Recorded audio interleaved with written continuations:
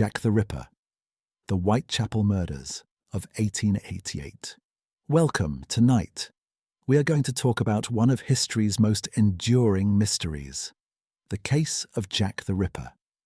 In the autumn of 1888, in the dark, fog-shrouded streets of London's East End, a series of brutal murders would grip the city in terror and capture the imagination of the world for generations to come. This is the story of those terrible weeks, of the victims whose lives were cut short, of the investigators who pursued a killer they could never catch, and of the Victorian world that produced both the crimes and the legend. To understand the story of Jack the Ripper, we must first understand the world in which these crimes occurred. We must walk the streets of Whitechapel as they existed in 1888, must breathe the coal-thick air, must see the desperate poverty that defined life for tens of thousands of London's poorest residents. Only then can we begin to comprehend the context in which these murders took place, and perhaps begin to understand why they resonated so deeply in their time and continue to fascinate us today. Victorian London, a city of extremes. London in 1888 was the largest, richest, and most powerful city in the world. As the capital of the British Empire, upon which the sun never set, London was home to nearly 6 million people. It was a city of extraordinary contrasts where unimaginable wealth existed side by side with crushing poverty, where grand boulevards and elegant townhouses stood within walking distance of some of the worst slums in Europe. The reign of Queen Victoria, which had begun in 1837, had brought unprecedented prosperity to Britain. The Industrial Revolution had transformed the nation into the world's foremost economic power. Railways connected every corner of the country, factories churned out goods for export across the globe, and British ships dominated the seas. The middle class had grown enormously, enjoying a standard of living that would have been unimaginable to their grandparents. For those with means, Victorian London offered theatres, museums, restaurants, department stores, and all the refinements of modern civilization. But this prosperity had not reached everyone. The very same industrial and economic forces that had created such wealth had also created vast numbers of urban poor.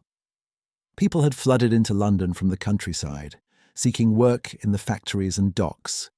The city had grown faster than its infrastructure could accommodate. Housing was scarce and expensive. Sanitation was primitive in many areas. Disease was rampant, and for those who could not find steady work, life was a constant struggle for survival.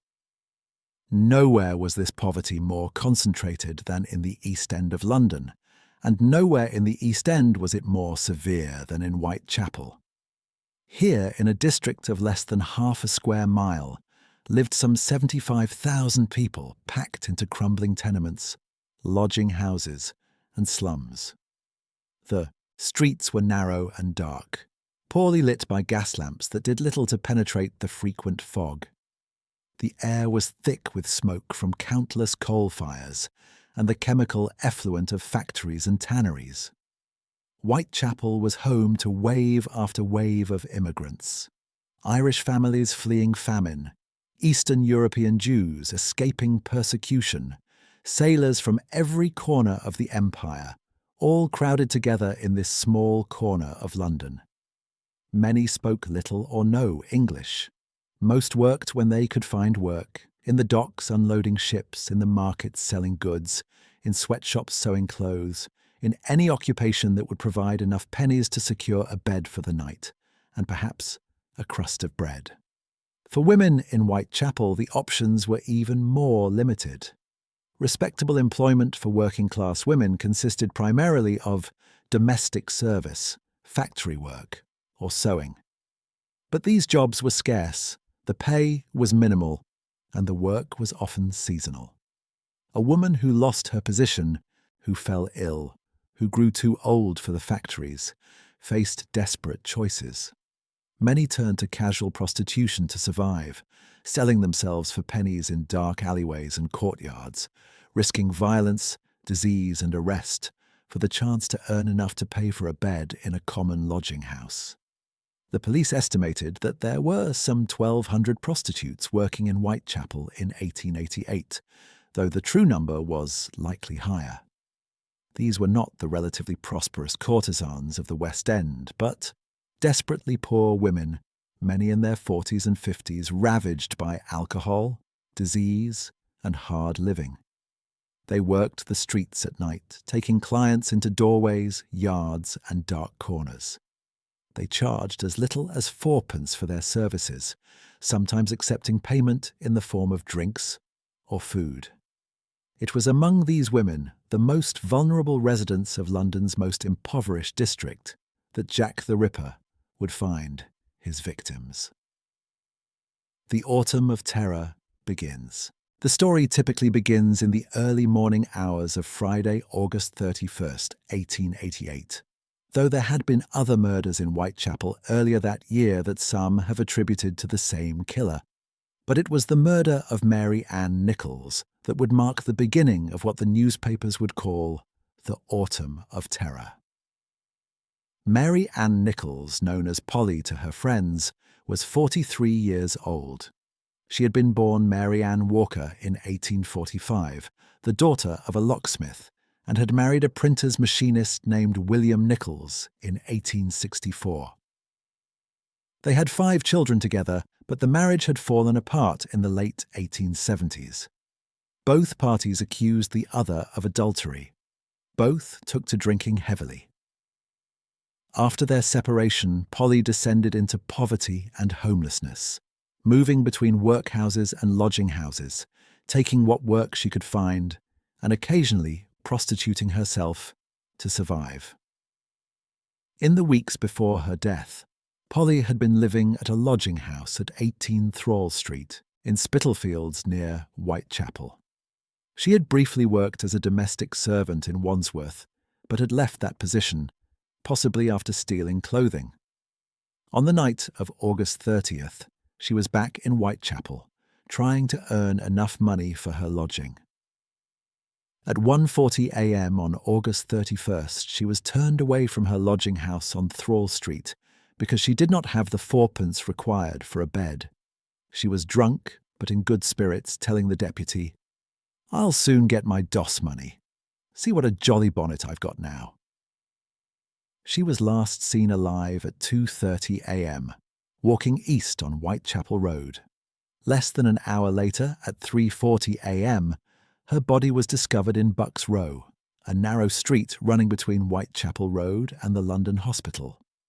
A carter named Charles Cross, on his way to work, noticed what he thought was a tarpaulin lying in a gateway. As he approached, he realized it was a woman lying on her back. Another carter, Robert Paul, soon arrived, and the two men, unable to determine if she was dead or drunk, decided to find a policeman. Police Constable John Neal arrived at Bucks Row at 3:45 a.m. and immediately realized that the woman was dead. But it was not until the body was examined more closely that the true horror of the crime became apparent. Polly Nichols' throat had been cut twice, so deeply that the wounds reached the vertebrae. Her abdomen had been slashed open with deep cuts. The violence of the attack was shocking even to experienced police officers. The body was taken to the mortuary, where it was examined by Dr. Rhys Ralph Llewellyn. He noted that, in addition to the throat cuts and abdominal wounds, there were bruising on the face and neck, suggesting she had been throttled before being killed. The mutilations had been performed with some knowledge of anatomy, suggesting the killer might have medical or butchering experience. Most disturbing was the realization that all of this had been done with extraordinary speed and silence. The murder had occurred on a street where people were sleeping in nearby houses, where police constables patrolled regularly, and yet no one had heard a sound. The police investigation was led by Detective Inspector Frederick Aberline of Scotland Yard's Central Office, who had extensive experience policing Whitechapel. But despite house-to-house inquiries, despite interviewing everyone who might have been in the area, no useful leads emerged. Polly Nichols had been killed in the dark, in a matter of minutes, by someone who had vanished into the night without a trace. The murder attracted some attention in the newspapers, but London was accustomed to violence in the East End. Murders were not uncommon. What made this case notable was the extreme brutality, but even that was not enough to cause widespread alarm. That would change a week later. The horror escalates. On the morning of Saturday, September 8, 1888, just over a week after the murder of Polly Nichols, another body was discovered in Whitechapel.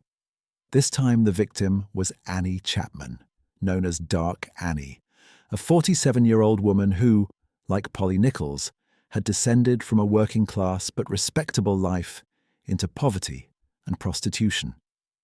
Annie Chapman had been born Eliza Ann Smith in 1841.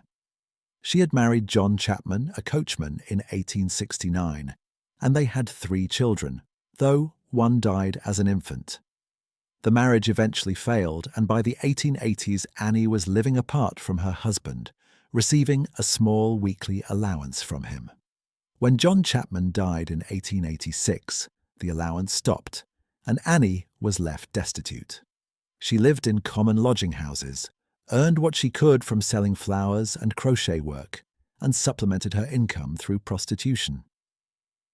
In the days before her death, Annie had been ill with what was likely tuberculosis. She had been in a fight with another lodger over a bar of soap and had suffered bruising to her face and chest. On the night of September 7th, she was drinking at a pub near her lodging house at 35 Dorset Street.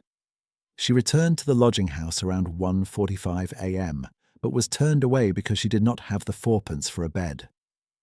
Like Polly Nichols before her, she assured the deputy keeper that she would soon return with the money. She was last seen alive at about 5:30 a.m. on September 8th, talking with a man outside 29 Hanbury Street, less than half a mile from where she lived. A witness described the man as being over 40, dark-complexioned, wearing a deerstalker hat and a dark coat. Just after 6 a.m, a resident of 29 Hanbury Street went into the backyard and discovered Annie Chapman's body lying against the fence. The murder of Annie Chapman was even more horrific than that of Polly Nichols.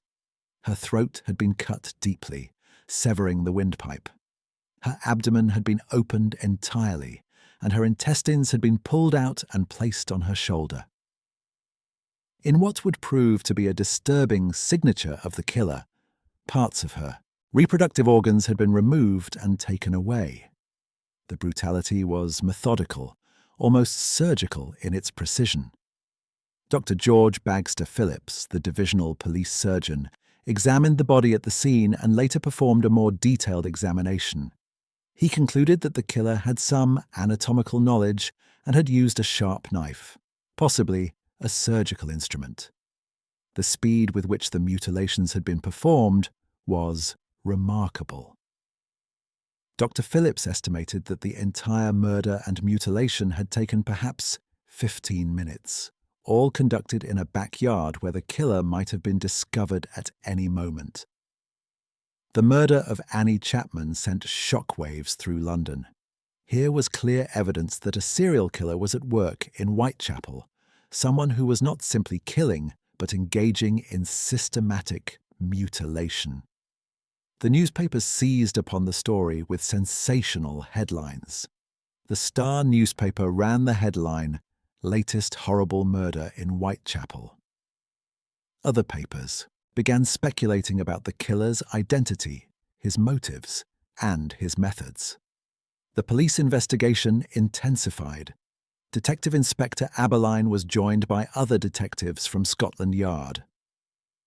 Hundreds of people were interviewed. Every person known to have been in the area that morning was questioned. Door-to-door inquiries were conducted throughout the district.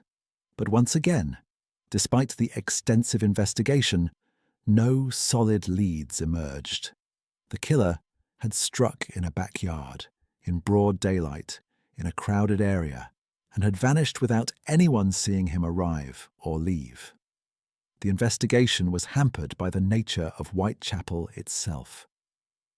The district was a warren of narrow streets, alleyways, and courtyards. Thousands of people came and went every day. Many residents were transient, staying in lodging houses for a few nights before moving on. The victims themselves had been women of no fixed address, who associated with many different men, any one of whom might have been the killer. And the working women of Whitechapel, despite the danger, could not afford to stop earning money. They continued to walk the streets at night, continued to take clients into dark corners, because the alternative was starvation or the workhouse. Public anxiety grew. Meetings were held in Whitechapel demanding better police protection. The newspapers criticized the police for their failure to catch the killer. Vigilance committees were formed by local residents who began patrolling the streets at night. But despite all these efforts, the killer remained at large. And he was not finished. The double event, the night of September 29-30, 1888, would become known as the double event, a night when Jack the Ripper would claim 2 victims in the space of less than an hour, demonstrating both his audacity and his elusiveness. The first victim was Elizabeth Stride, a 44-year-old Swedish immigrant who had been living in England since the 1860s, born Elizabeth Gustafsdotter in Sweden in 1843. She had immigrated to London and worked as a domestic servant before marrying John Stride in 1869. The marriage eventually failed and, like the previous victims, Elizabeth descended into poverty. She lived in common lodging houses and supplemented her income through occasional prostitution. On the evening of September 29th, Elizabeth Stride was seen at various locations in the East End. She was drinking, she was seen with different men, and by late evening she was in the area around Berner Street in Whitechapel. At approximately 12:45 a.m. on September 30th, she was seen talking with a man described as about 28 years old, with a small moustache, wearing a dark jacket and a hard felt hat. At 1:00 a.m., Louis Diemschutz, a jewelry salesman who also acted as steward of a Jewish socialist club on Berner Street, turned his horse and cart into Dutfield's yard, beside the club. His horse shied, and Diemschutz noticed something lying in the yard. He struck a match and discovered the body of Elizabeth Stride. Stride's throat had been cut, but unlike the previous victims, there were no abdominal mutilations. Her body was still warm and blood was still flowing from the wound. It appeared that Diemschutz had interrupted the killer in the act. The murderer had fled, leaving his work unfinished. This was both fortunate and unfortunate. It meant that Elizabeth Stride had been spared the horrific mutilations suffered by the other victims, but it also meant that the killer was still abroad, his bloodlust unsatisfied. The police were summoned immediately, and a massive search of the area was conducted. But once again, the killer had vanished into the maze of Whitechapel streets. And less than an hour later, he would strike again. At approximately 1:45 a.m., just 3/4 of a mile from Dutfield's yard, Police Constable Edward Watkins was walking his beat in Mitre Square in the City of London. He had passed through the square just 15 minutes earlier and noted nothing unusual. But on this pass his lantern illuminated a woman's body, lying in the corner of the square. The victim was Catherine Eddowes, a 46-year-old woman who, like the others, had fallen into poverty and homelessness. Born Catherine Conway in 1842, she had lived with a man named Thomas Conway for many years and had 3 children with him. After they separated in the 1880s, she began a relationship with John Kelly, and the two lived together in lodging houses around Spitalfields. On the afternoon of September 29th, Catherine and John Kelly had returned to London from hop-picking in Kent, where they had been working to earn money. They split up in the afternoon, with Catherine pawning John's boots for £0.50. By evening, Catherine was drunk. At 8:30 p.m, she was found lying in the street on Aldgate High Street by Police Constable Lewis Robinson. She was taken to Bishopsgate Police Station and placed in a cell to sober up. At 1:00 a.m, Catherine was released from the police station. She gave her name as Mary Ann Kelly, not her real name, and left the station, walking in the direction of Mitre Square. She was seen by several witnesses over the next 45 minutes, including by 3 men who saw her talking with a man at the entrance to Church Passage, which led to Mitre Square. The man was described as about 30 years old, with a fair complexion and a moustache. When Police Constable Watkins discovered her body at 1:45 a.m, Catherine Eddowes had been dead for perhaps 15 minutes. The murder and mutilation had been performed with shocking speed. Her throat had been cut, her abdomen opened, and her intestines pulled out. Her face had been slashed and mutilated.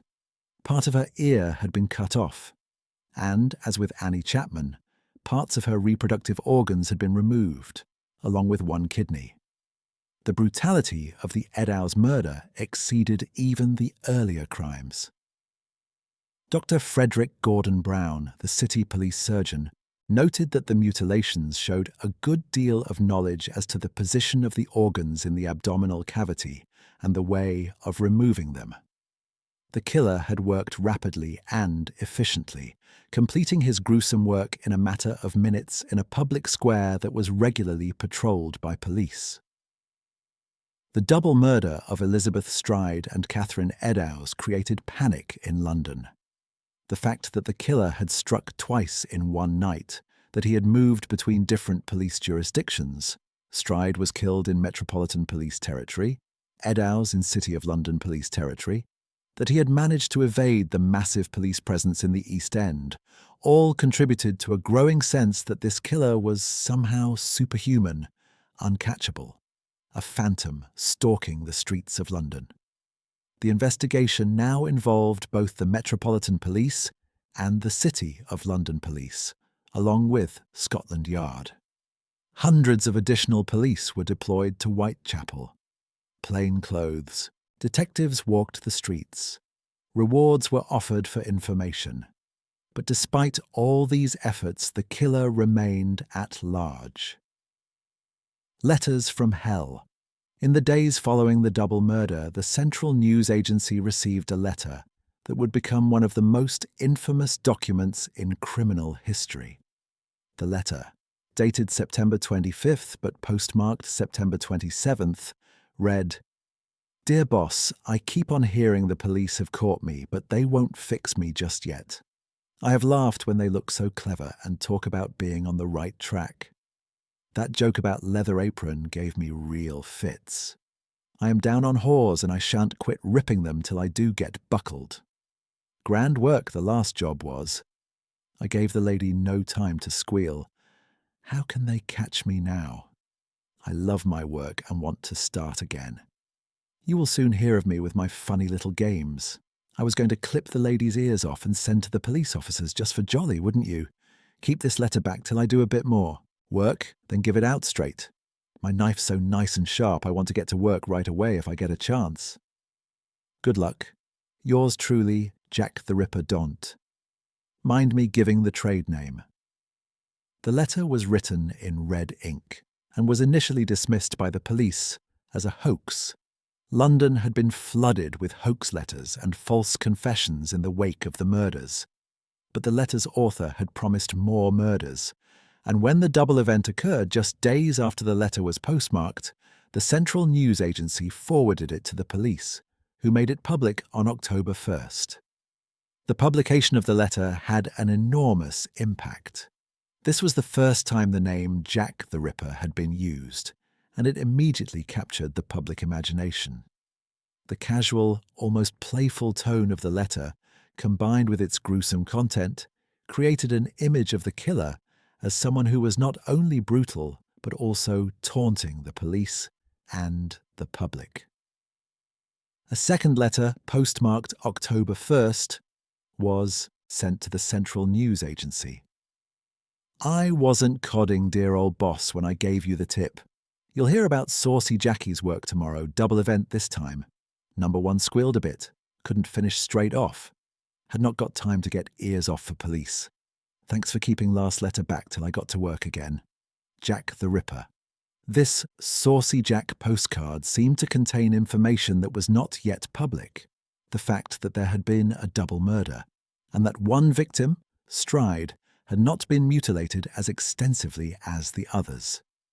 This led some to believe that the letters might be genuine.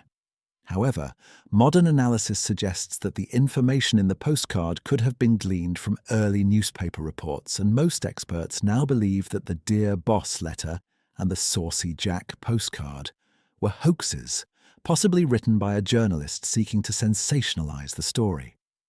A third letter, however, remains more controversial.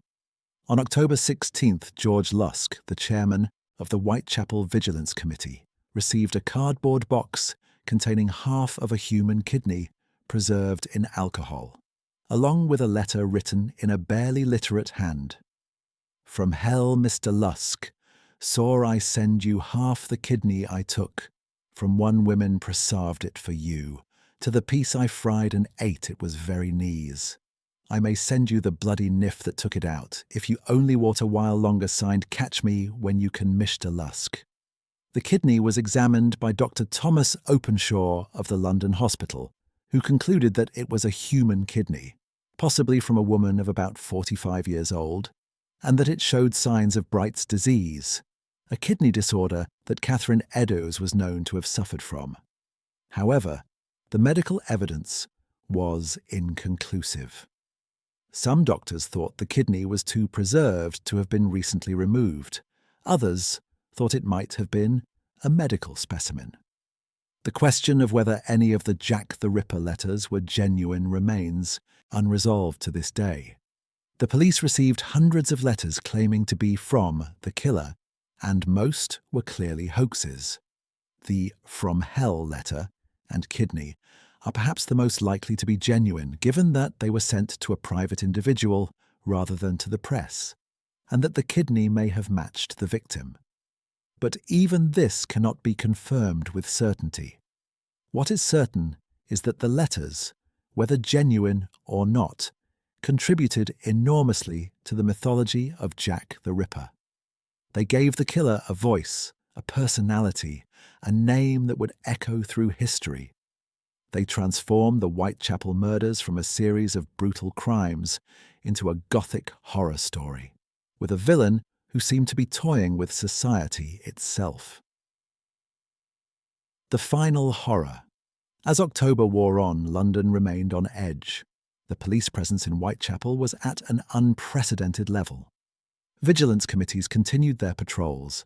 Women still walked the streets, but they did so in groups when possible, and the streets emptied earlier than usual. There were no new murders. Some began to hope that perhaps the killer had stopped, or had been arrested for another crime, or had died, or had simply left London. But Jack the Ripper had not finished his work. On the morning of Friday, November 9th, 1888, the most horrific of all the murders was discovered. This time the victim was not killed on the street or in a yard, but in the privacy of a room, and the killer had taken his time. Mary Jane Kelly was, at 25, the youngest of the canonical victims. She was also, by the accounts of those who knew her, one of the most attractive. Unlike the other victims, who were older women worn down by years of poverty and hardship, Mary Kelly was young, blonde, and described as quite pretty by several witnesses. Mary Kelly's early life is somewhat unclear. She claimed to have been born in Limerick, Ireland, around 1863, and to have moved to Wales with her family as a child. She said she had married a collier named Davies when she was 16, but he had been killed in a mining accident. She then claimed to have worked as a prostitute in a high-class brothel in the West End, and to have travelled to Paris for a time. How much of this was true is unknown. What is certain is that by 1888, she was living in a small, sparsely furnished room at 13 Miller's Court, a dingy courtyard off Dorset Street in Spitalfields. Mary lived with a man named Joseph Barnett, a fish porter. They had been together for about a year and a half, and by most accounts, Barnett was fond of Mary and tried to keep her from prostituting herself. But in late October, they had quarrelled, reportedly over Mary allowing other prostitutes to stay in their room, and Barnett had moved out. After his departure, Mary fell behind on her rent and was forced to return to prostitution to survive. On the evening of November 8th, Mary was seen drinking at various pubs around Spitalfields. She was reportedly quite drunk. At about 11:45 p.m, she was seen by Mary Ann Cox, a fellow resident of Miller's Court, returning to her room with a man.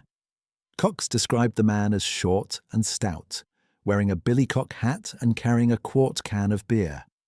The man and Mary went into her room, and Cox heard Mary singing, "A violet I plucked from my mother's grave when a boy." At 2:00 a.m, another resident heard Mary say, "Oh, murder," through the thin walls, but such cries were not uncommon in Miller's Court, and the resident thought nothing of it.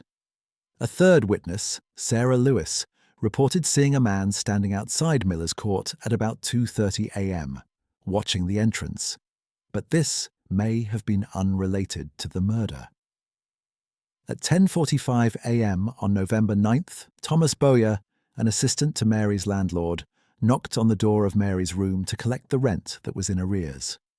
When there was no answer, he went around to the window, reached through a broken pane of glass, and pulled back the curtain. What he saw sent him running for the police.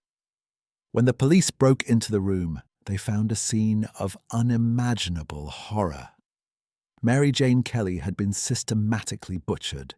She was lying on the bed, and the bed was soaked with blood. Her throat had been cut down to the spine. Her face had been slashed and mutilated beyond recognition. Her abdomen had been opened entirely, and her internal organs had been removed and placed around the room. Her heart was missing and was never found. The walls were splashed with blood.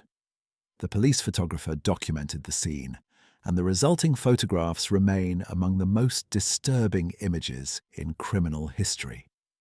Dr. Thomas Bond, a police surgeon brought in to consult on the case, examined the body and estimated that the mutilations had taken at least 2 hours to perform. The killer had taken his time, working methodically in the privacy of a locked room. The level of violence exceeded anything that had come before. It was as if the killer, frustrated by the interruption at Dutfield's yard and the public locations of the other murders, had finally found the time and space to fully indulge his dark compulsions. The murder of Mary Jane Kelly was, in some ways, the culmination of the Ripper crimes. It was the most brutal, the most extensive, the most methodical. It was also the last of what are considered the canonical 5 Ripper murders. After November 9th, the pattern of killings stopped. There were other murders in Whitechapel in the years that followed, some of which were attributed to Jack the Ripper at the time, but none displayed the same pattern of throat-cutting, abdominal mutilation, and organ removal that characterized the canonical 5. Why the murders stopped remains one of the great mysteries of the case. Some have theorized that the killer died, either by suicide or from illness. Others suggest he may have been institutionalized in an asylum or imprisoned for another crime. Some believe he may have emigrated, perhaps to America.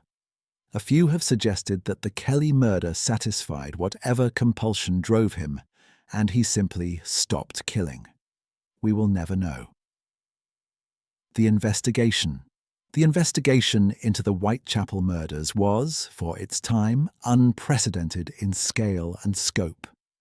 The Metropolitan Police, the City of London Police, and Scotland Yard all worked on the case.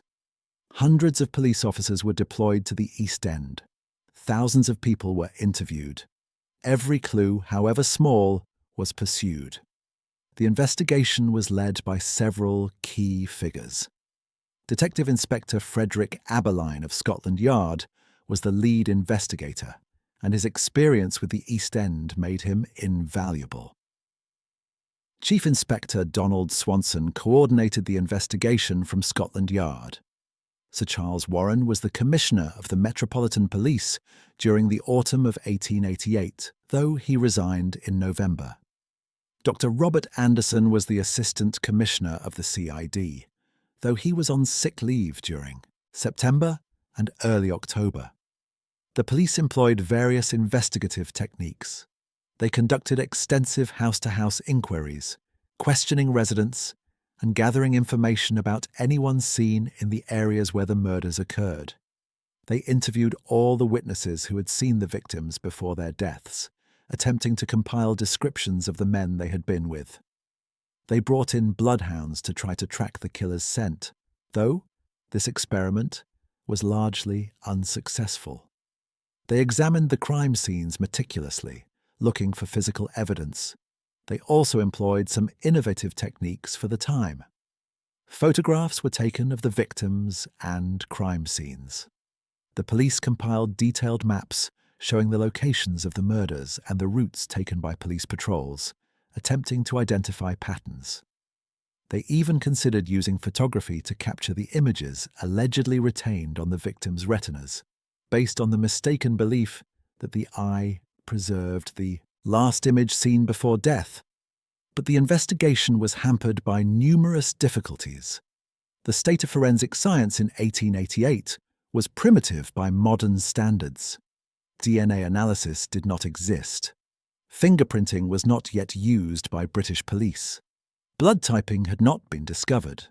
The police had no way to definitively link physical evidence to a suspect, even if they found it. The nature of the crimes also made investigation difficult. The murders occurred in the dark, in areas with poor lighting. They were committed with extraordinary speed.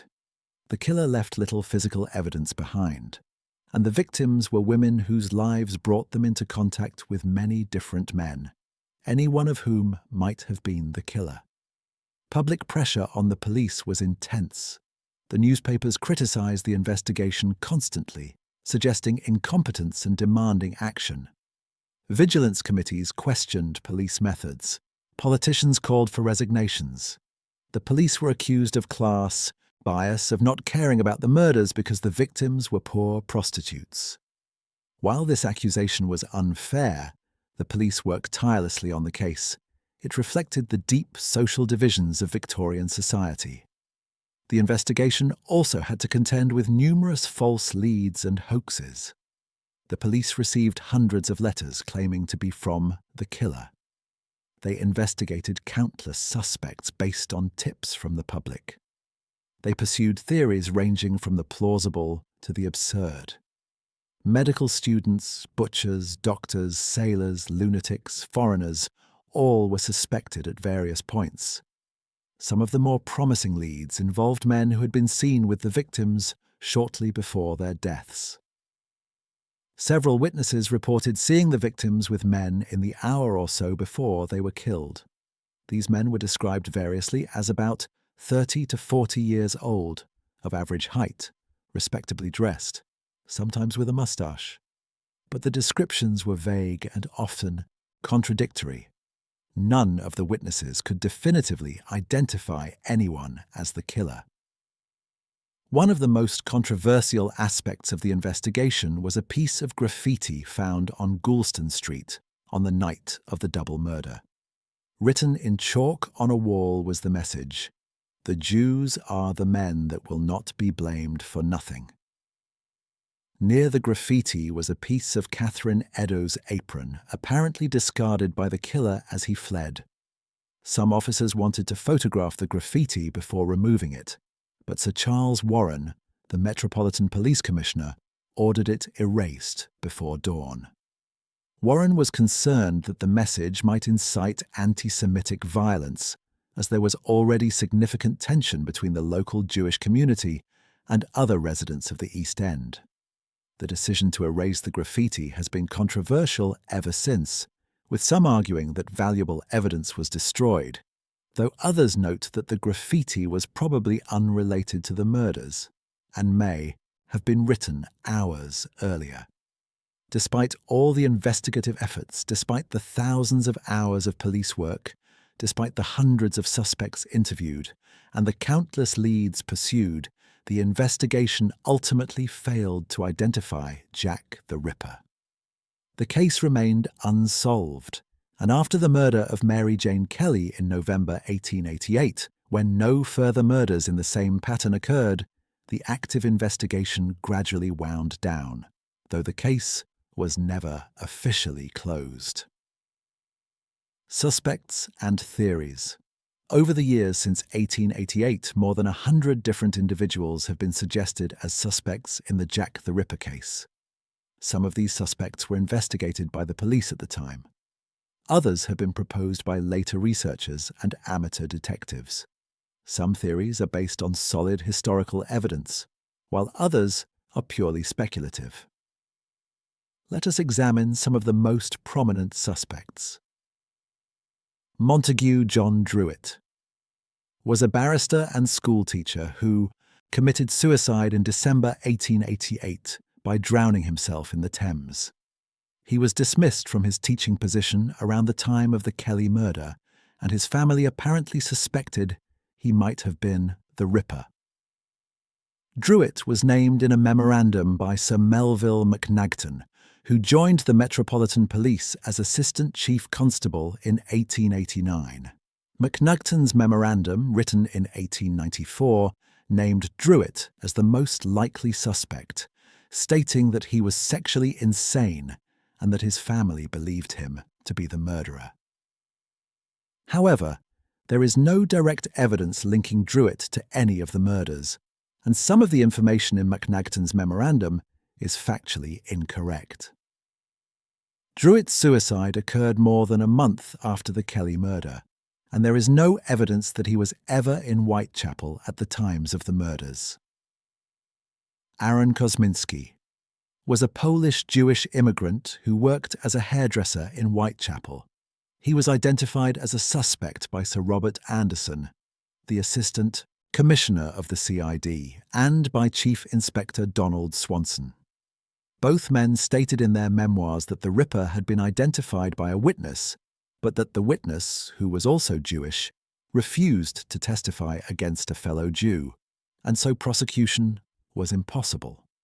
Kosminski was institutionalized in 1891 for insanity and remained in asylums until his death in 1919. He suffered from paranoid delusions and poor hygiene, but was not considered dangerous. The case against Kosminski rests largely on the statements of Anderson and Swanson, but there are problems with their accounts. The witness identification they describe cannot be verified, and asylum records suggest Kosminski was institutionalized, not for violence, but for threatening his sister with a knife on one occasion. In recent years, a businessman named Russell Edwards claimed to have solved the case by having DNA from a shawl allegedly belonging to Catherine Eddowes tested against DNA from descendants of Kosminski. The results, published in 2014 and again in 2019, purportedly showed a match. However, the provenance of the shawl is highly questionable. The chain of custody is unclear. The DNA analysis has been heavily criticized by experts, and the claims have not been accepted by serious Ripper scholars. Michael Ostrog was a Russian-born conman and thief who was also named in Macnaghten's memorandum. He had a long criminal record and was described as a homicidal maniac. However, Research has shown that Ostrog was almost certainly in France during the autumn of 1888, making him an unlikely suspect. Francis Tumblety was an Irish-American quack doctor and con artist who was in London in 1888. He was arrested in November for offences related to gross indecency with men, but jumped bail and fled to the United States. Some American newspapers reported that he was a Ripper suspect, and Scotland Yard did inquire about his whereabouts. Tumblety collected human organs preserved in jars, which some have seen as significant given that the Ripper removed organs from his victims. However, there is no solid evidence linking Tumblety to any of the murders, and he was known to have a hatred of women rather than a sexual interest in them, which doesn't fit the profile of a sexually motivated killer. James Maybrick was a Liverpool cotton merchant who died in 1889, possibly from arsenic poisoning administered by his wife. In 1992, a diary purportedly written by Maybrick surfaced, in which he confessed to being Jack the Ripper. The diary has been extensively analysed, and most experts consider it a forgery. The handwriting does not match Maybrick's known writing. The diary contains historical inaccuracies, and its provenance is highly suspicious. The theory that Maybrick was the Ripper is not taken seriously by most scholars. Prince Albert Victor, Duke of Clarence. The eldest son of the Prince of Wales, later King Edward VII, and second in line to the throne, has been suggested as a suspect in several theories. These theories range from the claim that the prince himself was the killer to elaborate conspiracy theories involving the royal family, Freemasons, and government cover-ups. The most famous conspiracy theory was proposed by Stephen Knight in his 1976 book Jack the Ripper: The Final Solution, which claimed that the murders were committed by a team of conspirators, including the royal physician Sir William Gull, to cover up a secret marriage between Prince Albert Victor and a Catholic woman named Annie Crook, and that Mary Kelly was killed because she knew about this marriage. This theory has been thoroughly debunked. Prince Albert Victor was not in London for most of the murders. There is no evidence of any marriage to Annie Crook, and the entire theory rests on demonstrably false claims. George Chapman.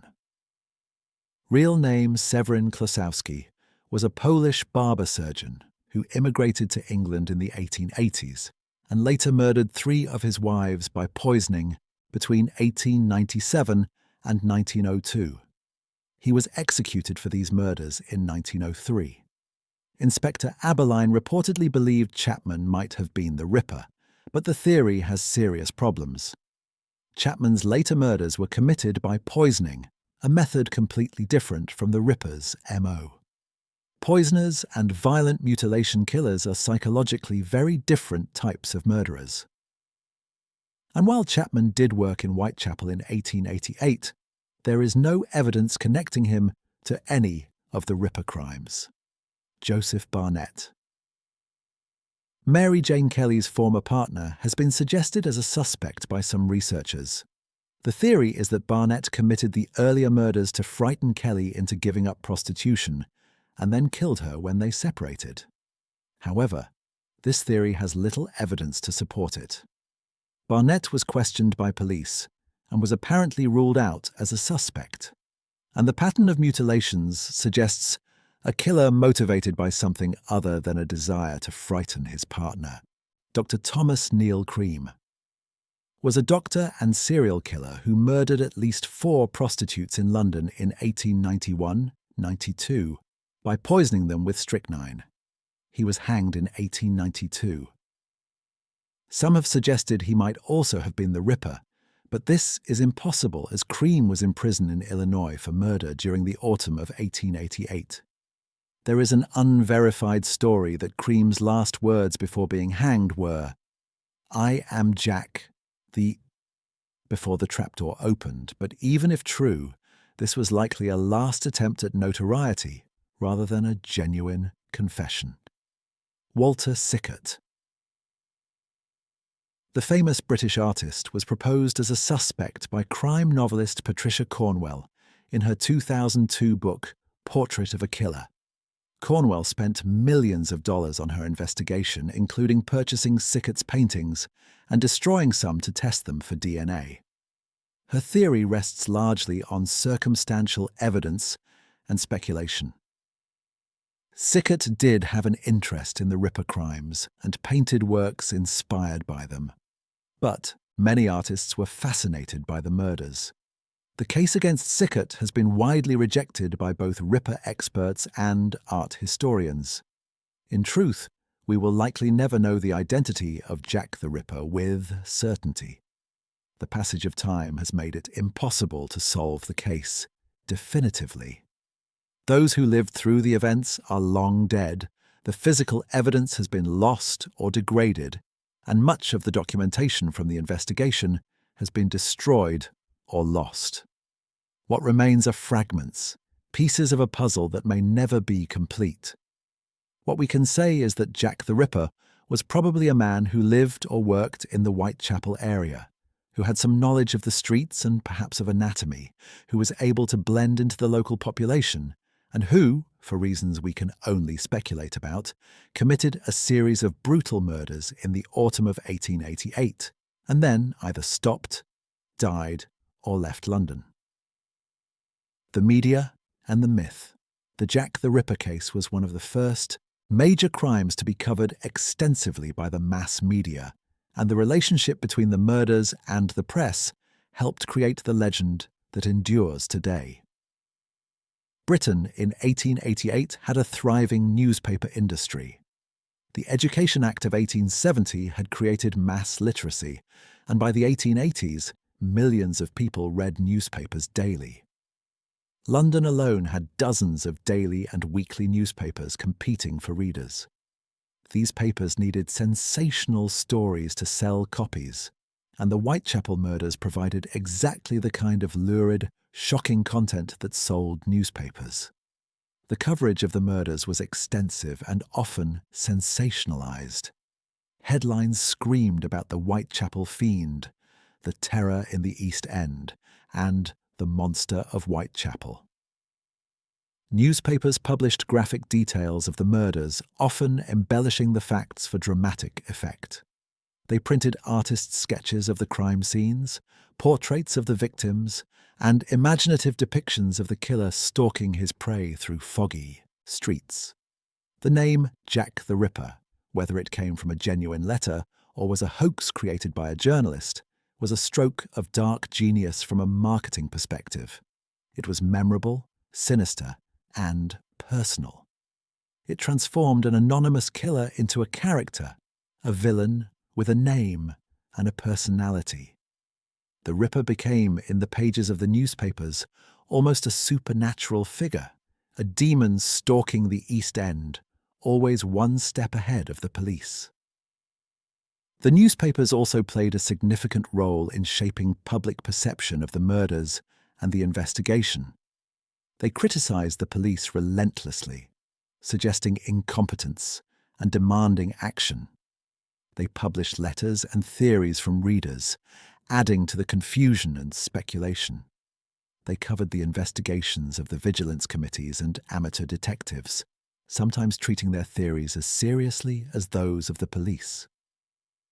Some newspapers took a more analytical approach, using the murders as an opportunity to examine social conditions in the East End. The Pall Mall Gazette, for example, published articles highlighting the desperate poverty of Whitechapel, the inadequate housing, the lack of police protection.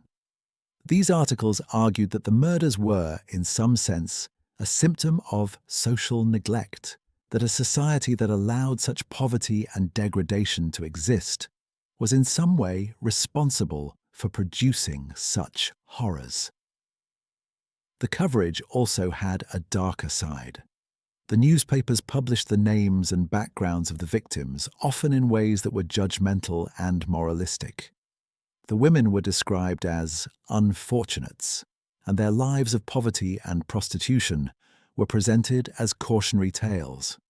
There was an undertone of victim blaming in some of the coverage, a suggestion that women who lived such lives were somehow inviting violence.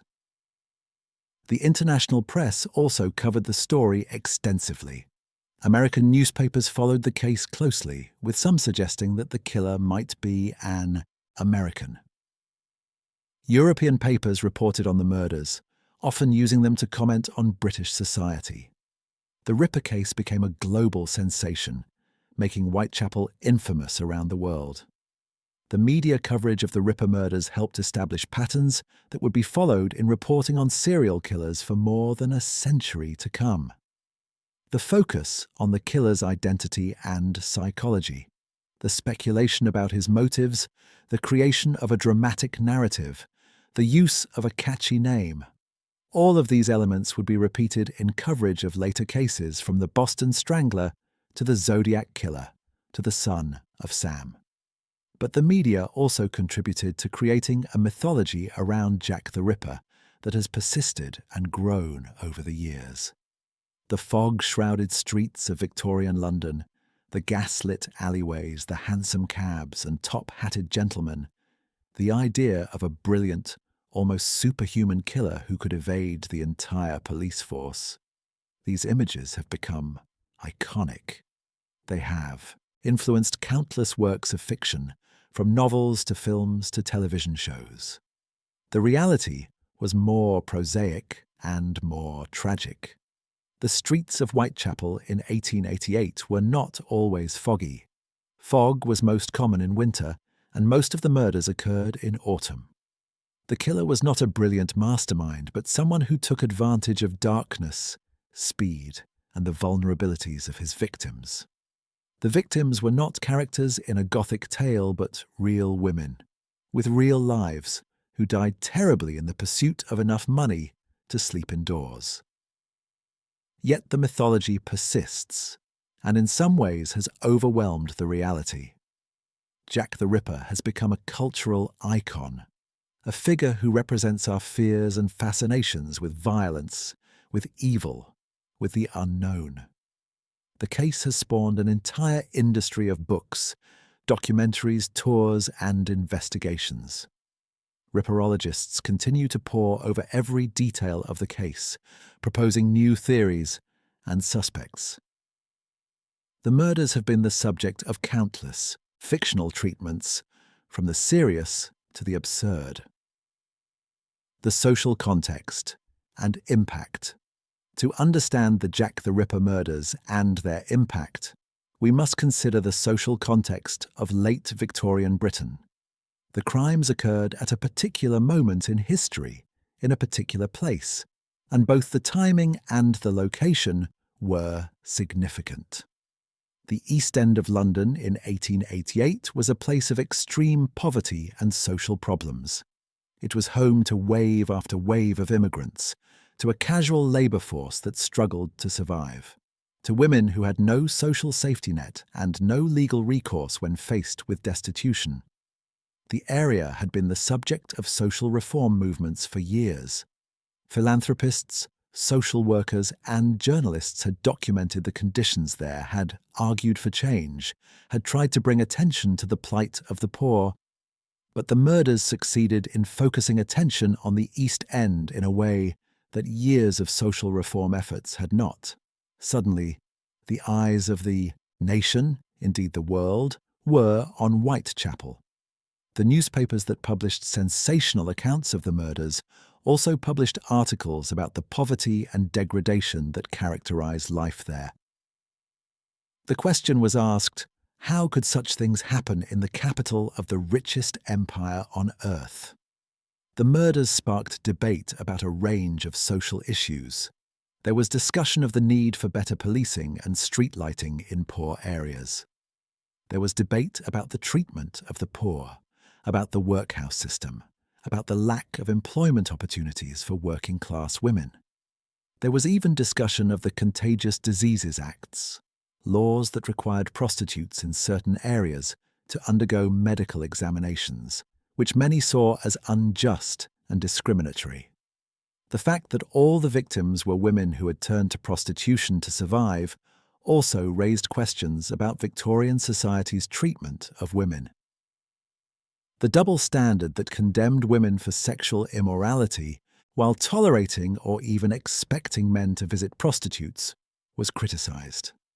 The lack of employment opportunities for women, the low wages paid for women's work, the lack of legal rights for women, all were discussed in the context of the murders. Some feminists of the period used the murders to argue for women's rights and for social change. They pointed out that the victims were women who had been failed by society, who had no other means of survival, who were vulnerable to violence precisely because of their poverty and their lack of legal and social protection. They argued that the murders were an extreme example of the violence that all women faced in a patriarchal society. The murders also had an impact on policing in London. The inability of the police to catch the Ripper led to criticism and to calls for reform. Sir Charles Warren, the Metropolitan Police Commissioner, resigned in November 1888, partly because of the criticism over the Ripper investigation. There were calls for better detective work, for more scientific methods of investigation, for better coordination between different police forces. The case also contributed to the development of criminal psychology and profiling. Dr. Thomas Bond, who examined Mary Jane Kelly's body, wrote a report for the police in which he attempted to create a profile of the killer based on the evidence from the crime scenes. This may have been one of the earliest attempts at criminal profiling in Britain. Bond concluded that the killer was likely a quiet, inoffensive-looking man, probably middle-aged, who suffered from satyriasis, a condition characterized by excessive sexual desire, and who killed in a state of frenzy. The immediate impact of the murders on Whitechapel itself was significant. Tourism to the East End increased, with sightseers wanting to see the locations where the murders had occurred. This murder tourism was considered distasteful by many, but it brought money to the area. Business at public houses increased. Newspapers sold in larger numbers. There was even a wax museum exhibition featuring scenes from the murders. But for the residents of Whitechapel, particularly the women, the impact was one of fear and disruption. Women were afraid to go out at night. The streets were emptier than usual after dark. Prostitutes tried to work in groups for safety. Some left the area entirely, seeking work or shelter elsewhere. The vigilance committees and increased police presence, while intended to provide protection, also meant more surveillance and more harassment for the women of the East End. The longer-term impact of the murders on popular culture has been profound. Jack the Ripper has become one of the most famous criminals in history, despite the fact that we do not know his identity and that his crimes, while horrible, were not particularly unusual in the scale of violence they involved compared to many other serial killers. But the combination of the Victorian setting, the mystery of the unsolved case, the media coverage, and the dramatic nature of the crimes has made Jack the Ripper a lasting figure in the public imagination. The case has influenced how we think about serial killers, how we investigate crimes, how the media covers violent crime. It has become a template, a reference point. When a new serial killer emerges, comparisons to Jack the Ripper are almost inevitable. The foggy streets, the mysterious killer, the taunting letters. These have become tropes in crime fiction and in true crime coverage. But perhaps we should also remember what the case tells us about Victorian society, about the lives of the poor, about the position of women, about social inequality. The Jack the Ripper murders were not random acts of violence committed in a vacuum. They occurred in a specific social context, and that context, the poverty, the lack of social services, the desperation that drove women to sell their bodies for pennies, was as much a part of the story as the identity of the killer. The victims remembered. In the fascination with Jack the Ripper, with his identity and his motives, it is easy to forget the victims. They were not characters in a story, but real people with real lives, with families and friends, with hopes and dreams that were cut short. Mary Ann Polly Nichols was 43 years old when she died. She had been married, had raised 5 children. She had once had a stable life, a home, a family. Circumstances had led her to the streets of Whitechapel, to the desperate scramble for enough money to secure a bed for the night. Her last words were reportedly about her new bonnet, a small vanity, a small bit of pride in the midst of poverty. She deserves to be remembered as more than just the first victim.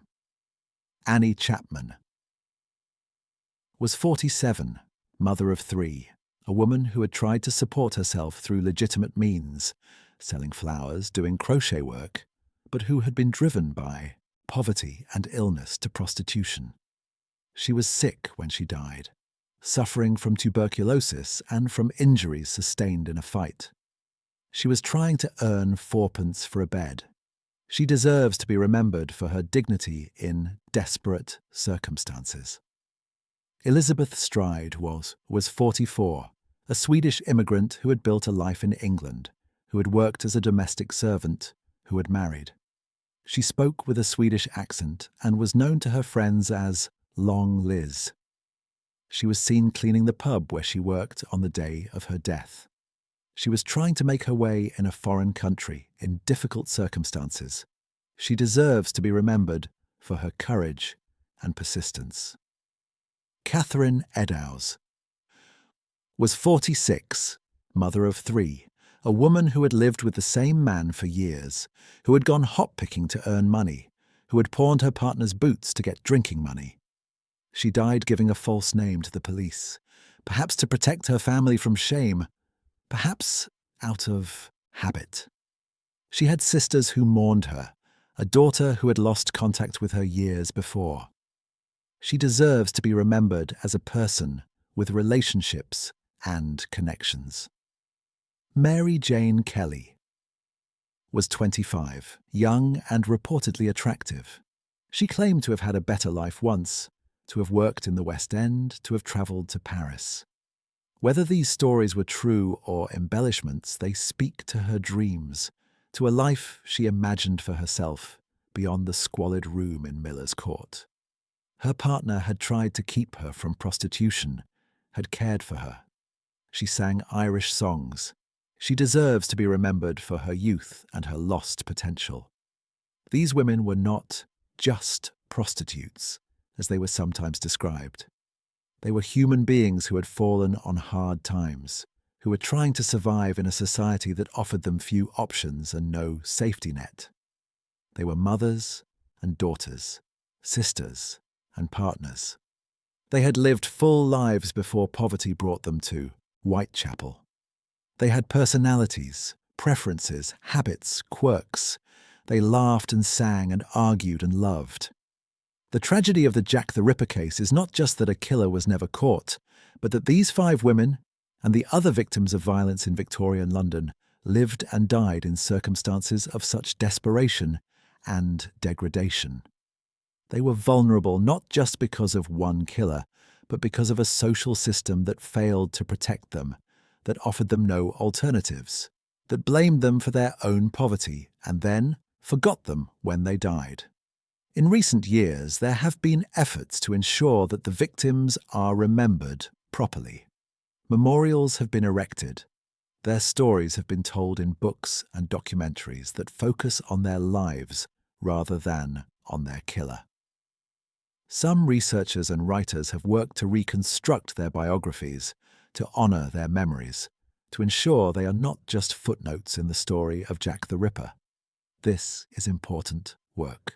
It reminds us that the story of Jack the Ripper is not primarily a mystery story or a puzzle to be solved. It is a tragedy.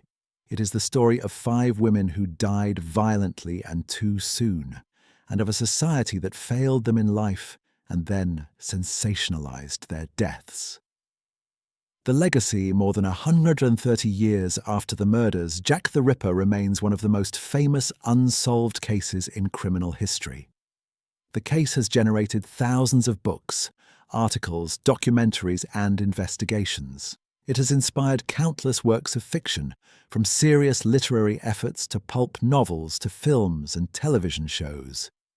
It has created an entire cottage industry of Ripper tours, museums, and merchandise. The enduring fascination with the case can be attributed to several factors. First, there is the mystery itself.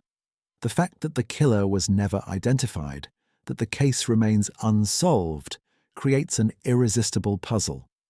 For more than a century, people have tried to solve this puzzle, to identify the killer, to finally close the case.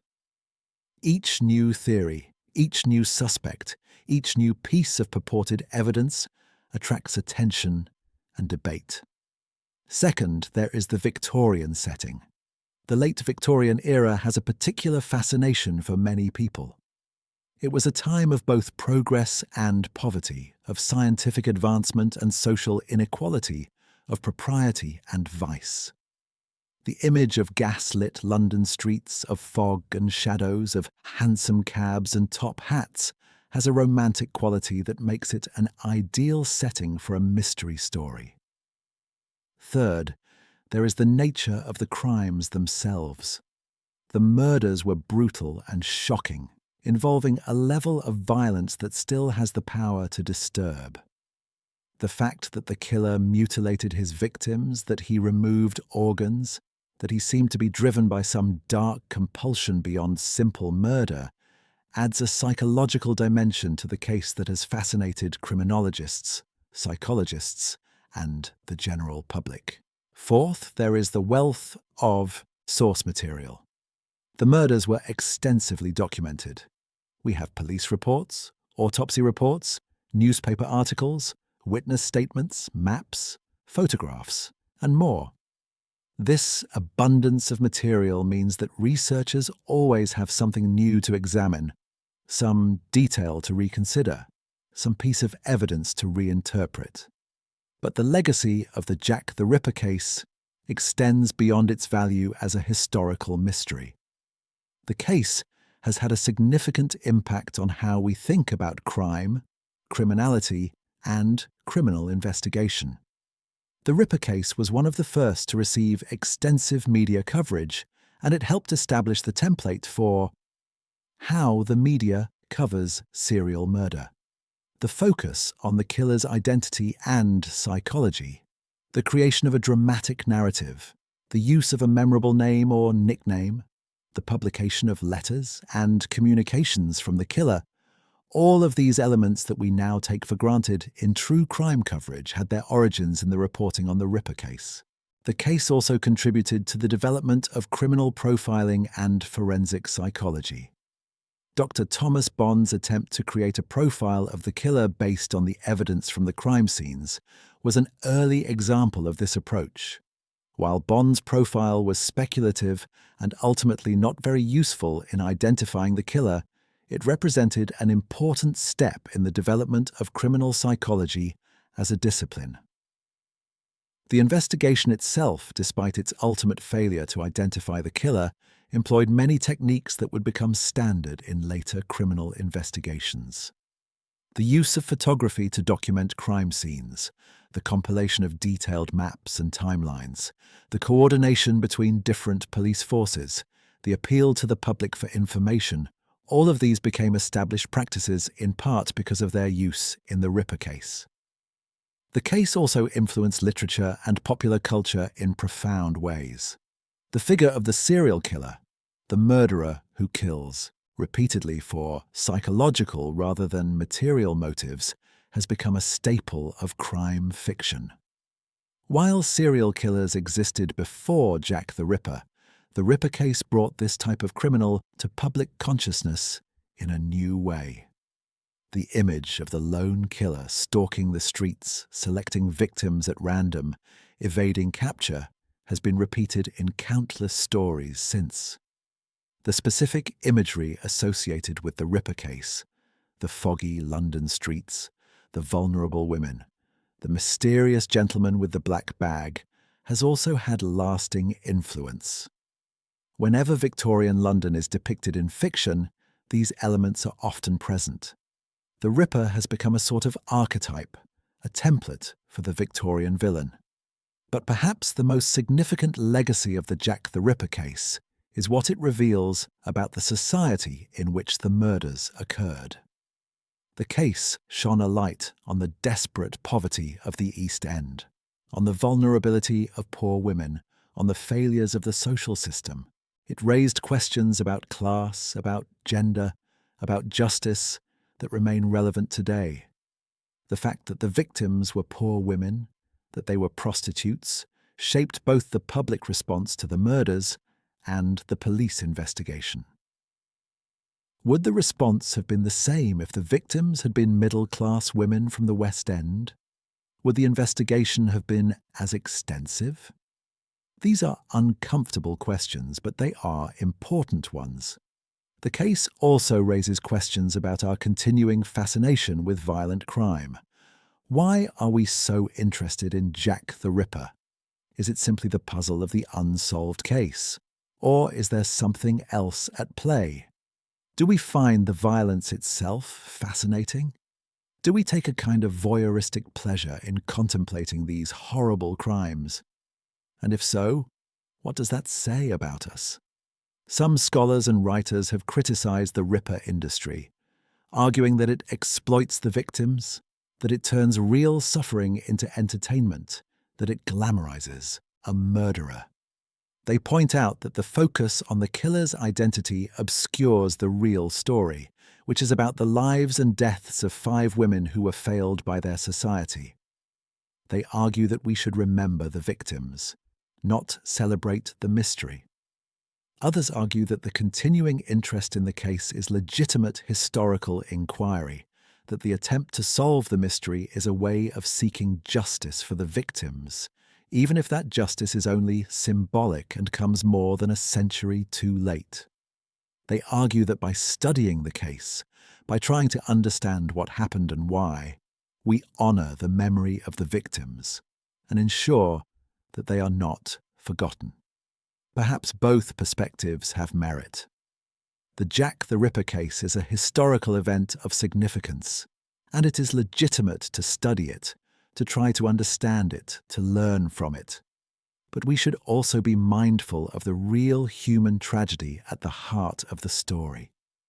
We should remember that these were real people who died horribly, and that our fascination with the mystery should not overshadow our compassion for the victims. Conclusion. The story of Jack the Ripper is, ultimately, a story without an ending. We do not know who the killer was. We do not know why he committed these terrible crimes. We do not know what happened to him after the murders stopped. These questions may never be answered with certainty. What we do know is that in the autumn of 1888, in the desperate poverty of London's East End, 5 women were murdered with shocking brutality. Their deaths created panic and fear, generated massive investigations, and captured the attention of the world. The failure to identify the killer created a mystery that has endured for more than a century. We know that Mary Ann Nichols, Annie Chapman, Elizabeth Stride, Catherine Eddowes, and Mary Jane Kelly were real people with real lives. They were not characters in a story, but human beings who deserved better than the lives they lived and the deaths they suffered. They were victims not just of a murderer, but of a social system that failed to protect them, that offered them few options, and that ultimately forgot them except as footnotes to the story of their killer. We know that the murders occurred in a specific social and historical context. Victorian London was a city of extremes, where great wealth existed alongside desperate poverty, where progress and modernity coexisted with squalor and disease. The East End was home to some of the poorest people in Britain, people who struggled to survive, who lived in overcrowded and unsanitary conditions, who had no social safety net and no political voice. The murders forced society to confront the conditions in which these people lived, at least for a time. We know that the case had a significant impact on policing, on criminal investigation, on the media coverage of crime. It helped establish patterns and practices that would be followed for decades to come. It contributed to the development of criminal profiling and forensic psychology. It created a template for how serial killers are understood and investigated. We know that the case has had an enormous impact on popular culture. Jack the Ripper has become one of the most famous criminals in history, despite the fact that we do not know who he was. The case has inspired thousands of books, films, television shows, and other works. It has created an entire industry of tours, museums, and merchandise. It has become a cultural touchstone, a reference point, a symbol of Victorian crime and mystery. But what we know most of all is that the Jack the Ripper case reminds us of the capacity for human evil, of the vulnerability of the powerless, and of the failures of society to protect those most in need of protection. It reminds us that behind every crime statistic, behind every historical mystery, are real people with real lives, people who deserve to be remembered and honored. The autumn of 1888 was a dark time in London. A killer walked the streets of Whitechapel, taking the lives of vulnerable women. The terror he created was real, the suffering he inflicted was real, and the tragedy of those deaths remains real more than a century later. We may never know who Jack the Ripper was. We may never understand why he committed these crimes. But we can remember his victims, we can honor their memories, we can learn from the social conditions that made them vulnerable, and we can work to ensure that such tragedies do not occur again. The story of Jack the Ripper is not just a mystery to be solved. It is a tragedy to be remembered, a warning to be heeded, and a reminder of our responsibilities to the most vulnerable members of society. In the darkness of those autumn nights in 1888, 5 women lost their lives. Let us ensure that their memory, at least, does not fade into the fog. This concludes our exploration of the Jack the Ripper case. It is a story that has fascinated people for generations, a mystery that continues to inspire investigation and debate. But beyond the mystery, beyond the speculation about the killer's identity, it is a story about real people who lived and died in difficult circumstances. It is a story about Victorian society, about poverty and inequality, about violence and vulnerability. It is a story that continues to resonate because it speaks to fundamental questions about human nature, about society, and about justice. As you reflect on this story, remember the victims: Polly, Annie, Elizabeth, Catherine, and Mary Jane. Remember their lives as well as their deaths. Remember that they were more than just victims of Jack the Ripper. They were people who had loved ones, who had hopes and dreams, who had lived full lives before poverty brought them to the streets of Whitechapel. They deserve to be remembered, and their story deserves to be told not just as a mystery, but as a tragedy and as a historical lesson. The fog has long since cleared from the streets of Whitechapel. The gas lamps have been replaced by electric lights. The tenements and lodging houses have been torn down and rebuilt.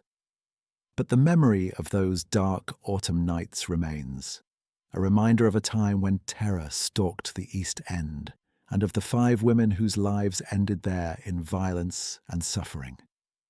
May they rest in peace, and may their memory endure.